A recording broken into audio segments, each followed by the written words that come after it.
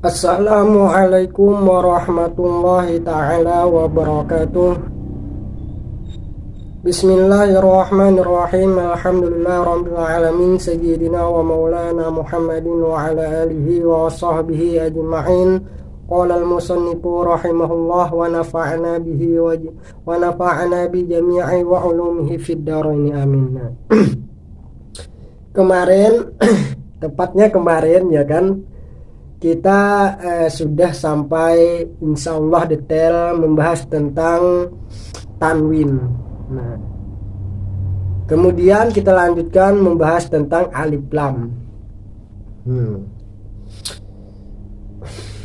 Jadi gini, usahakan sisa umur kita ini untuk berbuat baik, walaupun kadang khilaf, kadang sadar ya. Jadi usahakan terlebih dahulu di dalam lubuk hati dan di dalam pemikiran kita, di dalam sisa umur kita ini melakukan hal-hal yang baik. Nah, jadi ya itulah motivasinya ya lo.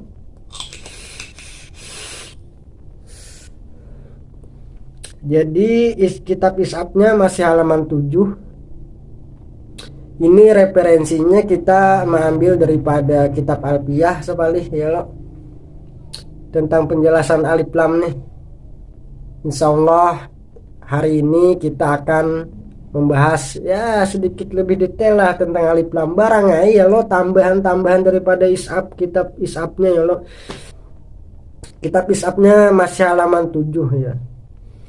Langsung saja, jangan banyak bacot lagi kita ya. Nah, di sini sudah ulun catatkan kan, kemarin masih alamat-alamat isim ada 3, khofat, tanwin, alif lam. Nah, ya kan di dalam kitab Is'afut Tholibin alamat-alamat isim itu ada 9 loh. Nah, alamat yang ketiga masih kita alif lam.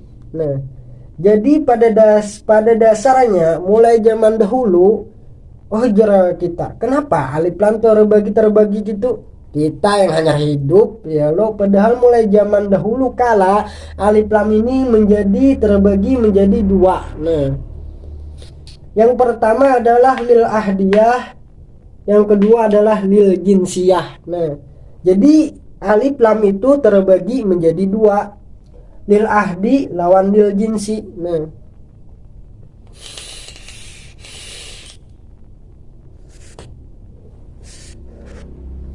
lalu lil ahdi ini terbagi pula menjadi 3 bagian. Yang pertama adalah li ahdi dzikri. Nah, langsung saja kita masuk ke contoh li ahdi dzikri. Contohnya darabatu rajulan fabakar rajulu. Nah, jadi ini kan ada rajulun. Nah, rajulun yang kedua ini pakai alif lam. Ini ulun memberi pahaman sekiranya nyaman mengetahui alif lam di hadits dzikri ini kayak apa. Biasanya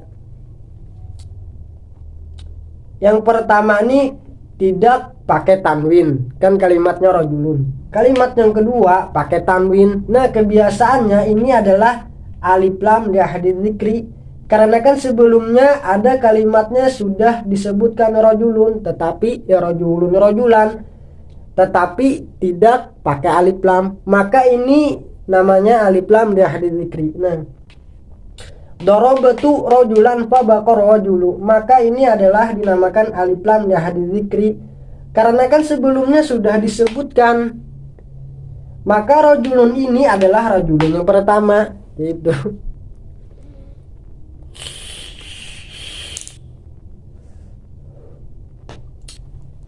Jadi kalau kita tidak mengetahui pembagian alif lam, nih apa maksudnya? Rajulun yang mana? Kayak itu nah, rajulun yang mana? Ya kan adik-adik? Rajulun yang mana? Padahal rajulun ini ya rajulun yang pertama. Nah, kayak itu. Jelas saja sudah ya loh.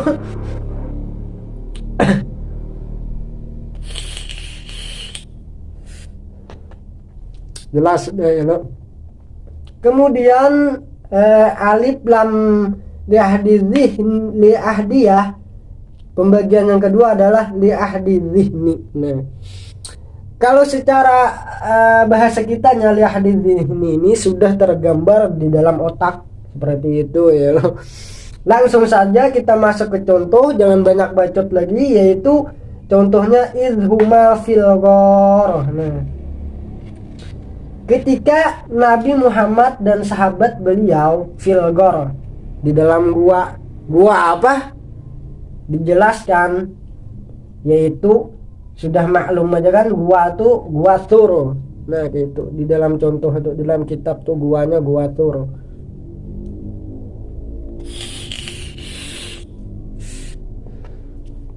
Kalau kita kada tahu sejarah, kada tahu kita memaknai Al-Ghar ini gua apa gitu. Nah, gua apa sekalinya gua Tsur, kecuali kita membaca sejarah hanya tahu kita yang dinamakan gua ini gua Tsur daripada alif lamnya ini. Nah, mengetahui kita alif lamnya ini kan li ahdi dzihni, di dalam otak kita sudah maklum aja dimaksud gua tuh ialah gua Tsur gitu. Nah, dalam sejarah makanya gini, jadi pada intinya alif lam li ahdi dzihni ini ya gitu bang, kita harus mengetahui terlebih dahulu hanya kawa dapat memaham ini alif lam li ahdi dzihni ke lain. Nah gitu ya kan adik-adik. Ya belajar lah gitu sama-sama kita.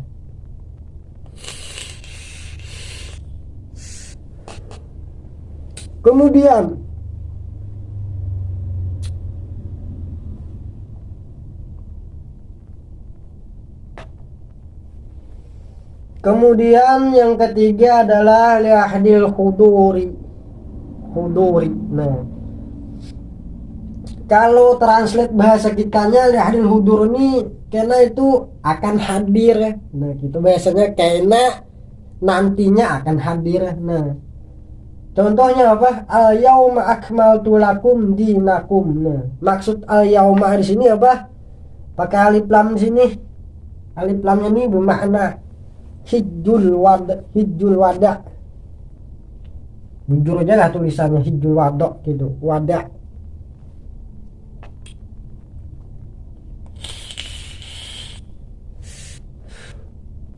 Namanya salah pada hilah tulisannya lah di kolom komentar ya lo.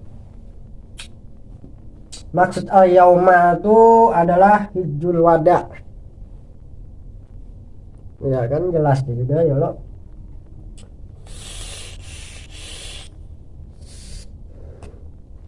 Lalu kita beranjak ke penjelasan berikutnya, alif lam lil jinsiyah. Nah, alif lam lil jinsiyah ini terbagi menjadi dua pada dasarnya. Yang pertama adalah li ta'rifil mahiyah, yang kedua adalah listigroki. Nah, kemudian listigroki ini terbagi menjadi dua pula. Yang pertama adalah listigroki. Nah, lil istigroki. Nah, apa? Jami' al afrad, khosa isil afrad. Nah, gitu pembagiannya yuk. Langsung saja kita masuk ke contoh. Biasanya kalau sudah masuk ke contoh ini akan terbuka. Nah, definisi li ta'rifil mahiyah lil jinsiyah, alif lam lil jinsiyah li ta'rifil mahiyah, definisinya apa? Itu pemaknaan secara hakikat dan secara sifat. Nah, langsung saja kita baca contohnya ya lo. Arwajulu afdalu minal mar'ah. Maksudnya gini, pada hakikatnya dan pada sifatnya adalah laki-laki itu kan lebih afdol daripada perempuan. Nah gitu bang, ya gitu-gitulah. Namanya alif lamnya apa? Li ta'rifil mahiyah, pada secara hakikat dan pada sifatnya gitu, menjelaskannya ya lo. Terus pulang kita masuk ke alif lam listigroki. Nah, yang pertama dulu pembagian yang pertama apa? Jami' al afrad. Nah, jami' al afrad. Nah, pokoknya kita langsung masuk ke contoh aja ya lo.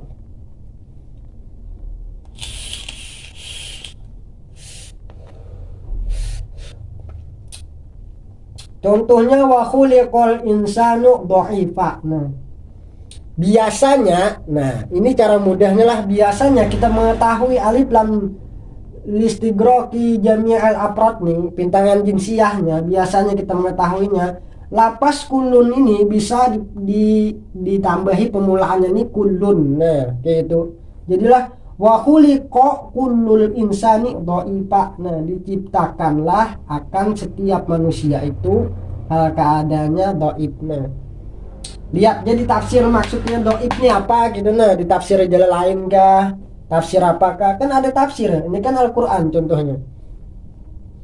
Kalau biasanya jamil afrad tuh kawa diganti atau kawa ditambah lawan lafaz kullun, nah, atau kalimat kullun, atau dengan satu kalimat kullun. Ya kan adik-adik, langsung aja kita taruh lagi.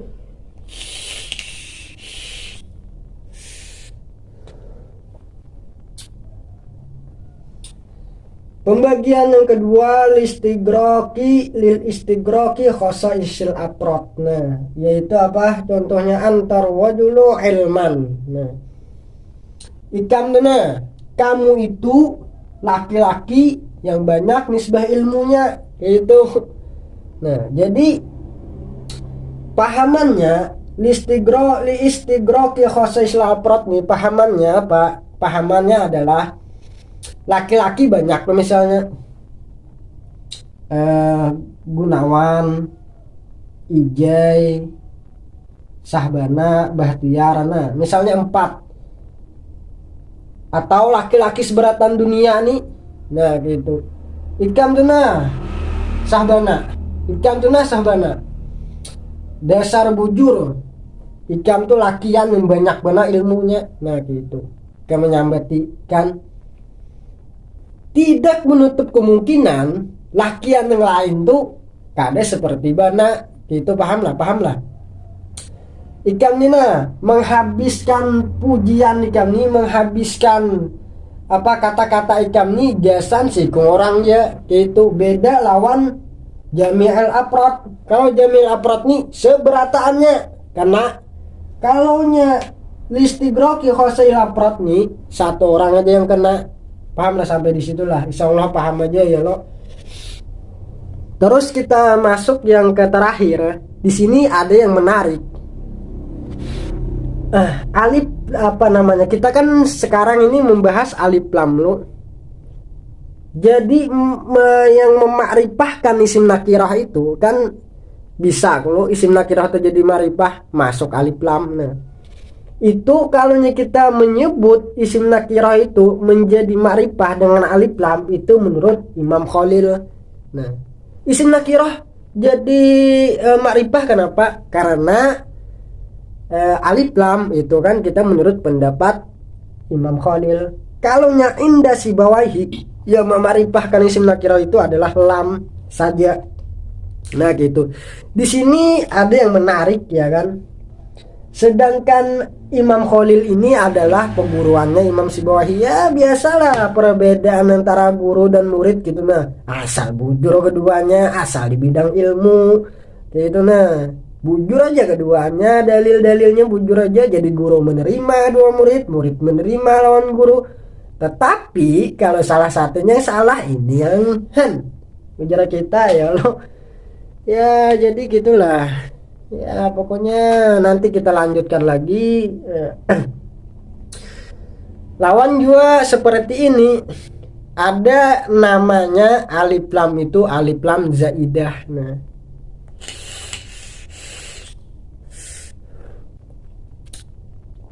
alif lam zaidah ini terbagi menjadi dua. Ada alif lam zaidah lazimah dan apa ajar kita karena darurat. Nah biasanya alif lam zaidah darurat ini masuk kepada syair.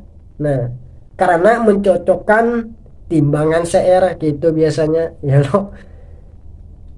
Lah kalau lazimah ini bisa masuk kepada suatu nama. Nah contohnya di dalam kitab Alfiyah itu kan Banatul Aubari. Nah Al-Aubari itu kan suatu nama, masuk alif lam situ ya suatu keharusan lah. Al-Lati. Nah bisa juga masuk ke kalimat Al-Lati di dalam Alfiyah itu. Al-Lati itu suatu nama berhala. Lawan juga masuk ke isim mausul. Nah,